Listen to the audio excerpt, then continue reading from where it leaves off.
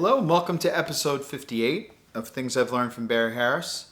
Today I thought we would finally get around to working on the second 4 bars of a blues, which would be bars 5 through 8, and all the different variations of ways to play them. Maybe I'll even give some examples of how I think about it. But first we'll talk about the scales. So I've done the scales previously to the blues as my first episode. Episode 7, I think, which I'll try to leave someplace, is the first 4 bars. And in that episode we did it in the key of C, so I guess we'll stay in the key of C. So the second 4 bars of the blues in the key of C starts on F7. So we'll play the F7 scale up and down. And then we'll play, the next part is C major 7. Up and down to the 3rd of A. So that's a point of contention for a lot of people because they're used to hearing a blues where it goes back to a dominant chord as opposed to major. But if you listen to Bird and Bud and all the masters, they'll play that as a major because that's a specific sound they like to hear. So that B natural will be there. So that's basically what we're going to look at. Those two things. F7, up and down. C major 7, up and down to the 3rd of A. So first, we'll take a look at just playing F7 scale into C major. So anything that you know how to do in F7. Let's start on the 3. And put 1 half step. And then we'll end on the F. So we'll say, let's see.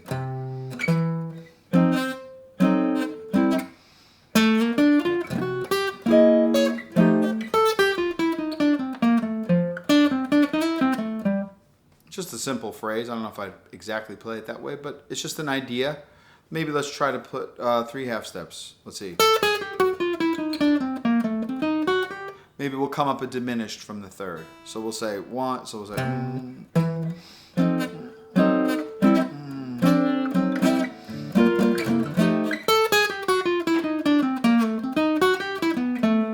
So that was running 3 half steps and then putting down to the 3rd, going up a diminished and ending on the 5th. So that's if we just did F7. Now we can also think, we kind of referenced it a little bit on the last line, where you think of 4 dominant, sharp 4 diminished, which is nice. So now we can do anything on.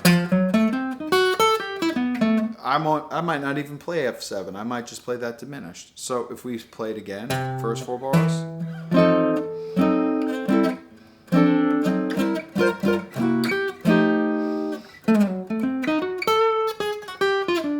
I didn't even play any F7. I just went right to F sharp diminished. And again, I ended on the 5 of the C. So there's another way. Then you can play that actual diminished scale, which is if I take the F sharp diminished and I lower 1 note of each one of them, I get 4 different dominants, which Barry refers to as family. So there's the 4 dominants. The 4 dominants would be B, D, F, and A flat. So if I play those 4 notes, I get a diminished. If I also play F sharp diminished, then if I put those 2 things together, I get this scale, which some people refer to as a whole step, half step, or half step, whole step, which Barry can't stand that phrase because he feels like it leaves out what its origins are, which is actually more important than the scale itself. So yeah, you could just play that scale over this part. So let's see.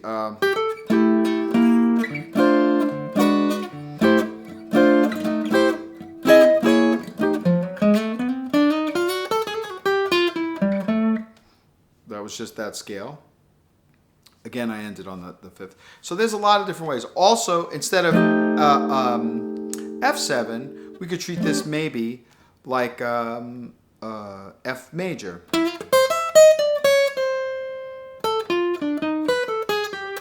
So that would be F major to the sharp 4 diminished. So that's 4 major to the sharp 4 diminished. Also, we could treat it like 4 major to 4 minor. So which would be.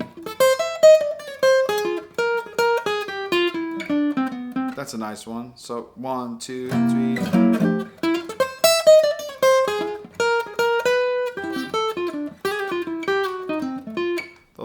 nice too. And that's just treating it as F major to F minor. Another movement which goes back to 1.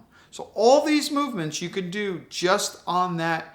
What we're using the scale just F7 up and down, but these are all the little movements that can happen within those 2 bars, which would be, I guess, bar 5 and 6.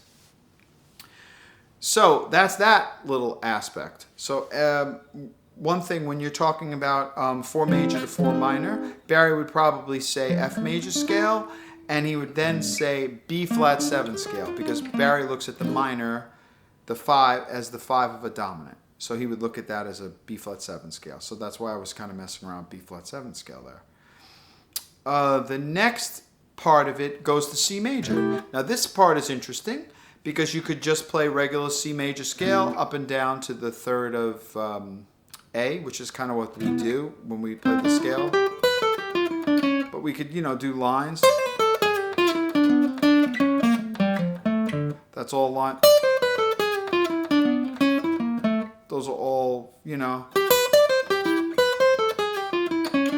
those are all 1 to the 6th dominant.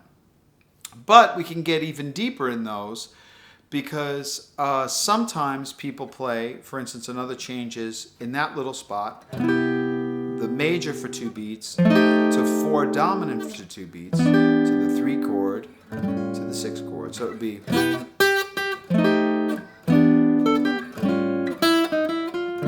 That's a change that people play, which means you should probably play that if you're a soloist. So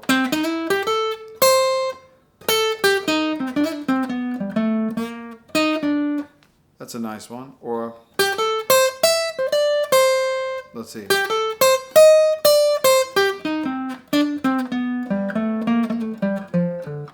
That's a nice one.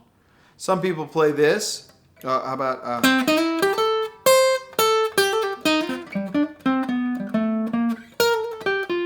a nice one. That's all these changes. But do do dee da dee da ba ya dee da dee boo ya dee do da. See, that's the important thing, is to hear those changes behind it. Another set of changes people use is sometimes 1 to the 4, and then they'll play 3 to flat 3 minor to 2, which would be...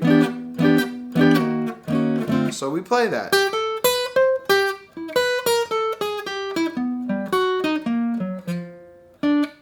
Those are all changes we play. Dee da dee bo e ba bo bo bo ba. These are all little things that you do. A lot of, let's see.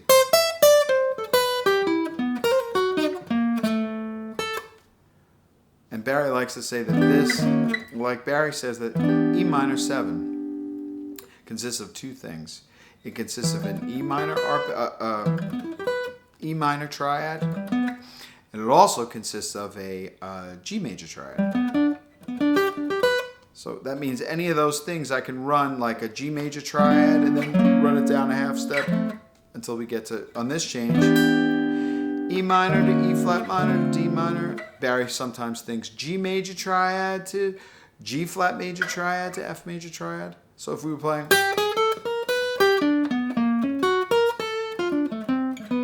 That's a nice one. So we play...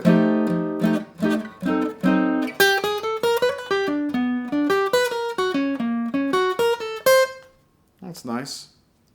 Or...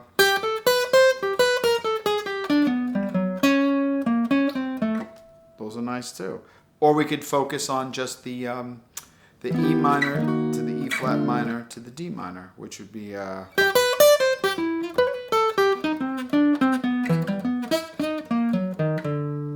Let me clean that up a little bit.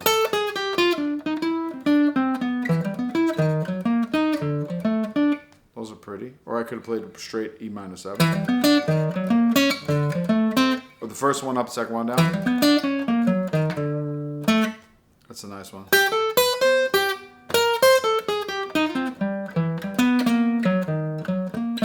Those are nice.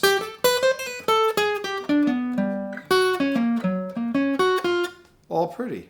Sometimes people play this too, which is the 1 to the 2 chord to the 3 chord to the 6 dominant. So go into that. So after the 4 dominant,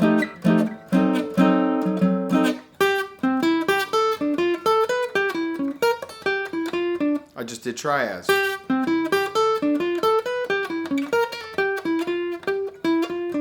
Those are pretty too. Sometimes people will take the tritone of the sixth dominant. So in this case, it's A7, and then they'll play E flat 7. So let's try that. So it'll just be like running C major,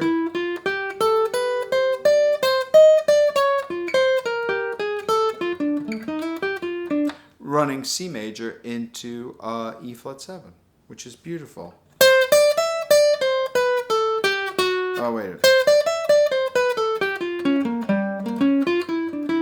That's pretty. I just came down the second of a chord from the second of E flat 7.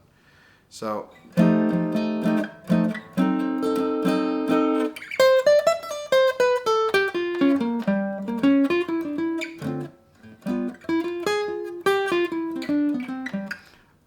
also sometimes when doing that E minor to E flat minor, some people play, obviously, instead of thinking the E flat minor there, you could also think it's dominant, which would be A flat 7. So sometimes you could think playing C major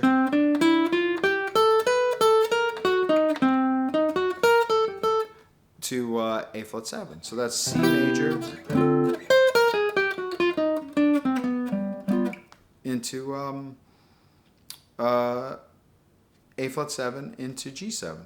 So see all the different ways. I mean, you could go crazy thinking about all these things, but also flat 3 diminished is a nice one. 3 to the flat 3 diminished to 2. That's a nice one too. So that would be something like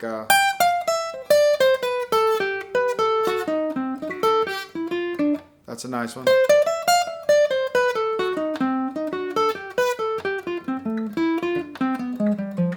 That's a nice one, the flat 3 diminished. So let's see.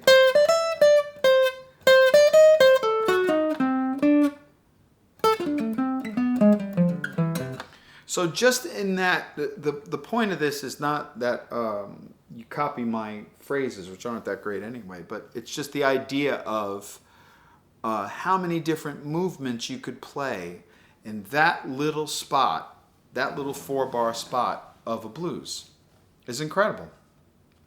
That's why I think a lot of the great musicians always say if you really want to learn how to play jazz, you have to know a blues, you have to know rhythm changes, and you have to know some ballads, Body and Soul or Embraceable You or things like that. I think because that takes a lot of the aspects of the music into account in a tune. So just within those 12 bars of a blues, if you just notice just those 4 bars that we talked about today, how many different movements did we come up with? And there's more. I mean, there's more. I know guys play a lot of other changes, but I'm just trying to break it down to show you just a small few. So you see different reasons why you have to learn how to play E flat major to F7, or E flat major running into A flat 7, or or C major running into E flat 7, or C major running into A flat 7, or E minor walking down to E flat minor, which Barry considers that E flat minor, A flat 7. But all the little important things that are involved, all the half steps, the thirds, the triads, the chords, the everything you worked on to try to create lines using those movements. So between that and the first 4 bars, there's a lot of things to practice, really a lot of things. I could see already just from giving this little video how many things I don't really see that well, that I have to see, that I know mentally, okay, yeah, that's right, C major into A flat 7, but how many pretty ways do I know how to play it? It's very important. So enjoy working on these, and hopefully before the next 2 years I'll make the last episode on the last 4 bars. But I hope you enjoyed episode 58. And also, if you get a chance, make sure you check out Barry Harris's website, because he's been doing online classes from his house when he's feeling up to it. And you can register on barryharris.com. I think it's $10 to take a lesson with him, which is remarkable. And it's in a Zoom setting. So it's great. It's a class, lesson where he just goes to the piano and talks. And he'll talk about movements and things like this, only the examples are, obviously on a master level. So, okay, anyway, until next time, see you soon.